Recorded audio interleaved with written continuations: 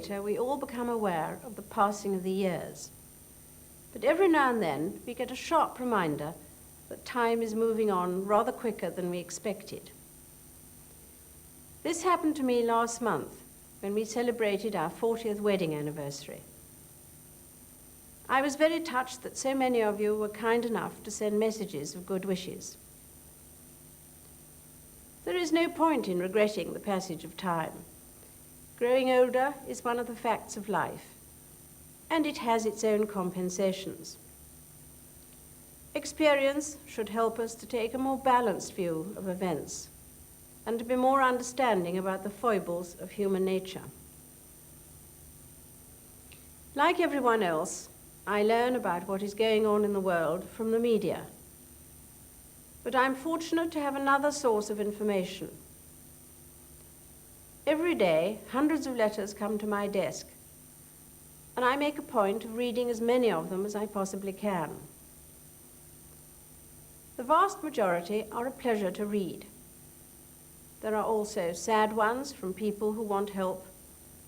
There are interesting ones from people who want to tell me what they think about current issues, or who have suggestions to make about changing the way things are done.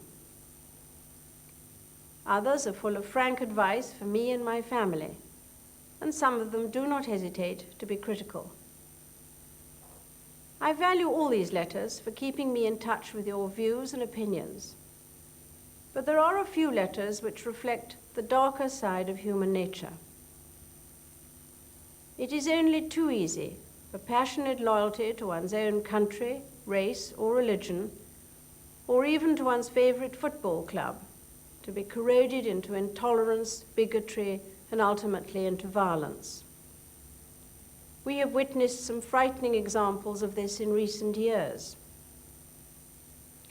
All too often, intolerance creates the resentment and anger which fill the headlines and divide communities and nations and even families. From time to time, we also see some inspiring examples of tolerance. Mr. Gordon Wilson, whose daughter Marie lost her life in the horrifying explosion at Enniskillen on Remembrance Sunday, impressed the whole world by the depth of his forgiveness. His strength and that of his wife and the courage of their daughter came from their Christian conviction. All of us will echo their prayer that out of the personal tragedies of Enniskillen may come a reconciliation between the communities. There are striking illustrations of the way in which the many different religions can come together in peaceful harmony. Each year I try to attend the Commonwealth Day Interfaith Observance at Westminster Abbey. At that service, all are united in their willingness to pray for the common good. This is a symbol of mutual tolerance, and I find it most encouraging. Of course, it is right that people should hold their beliefs and their faiths strongly and sincerely.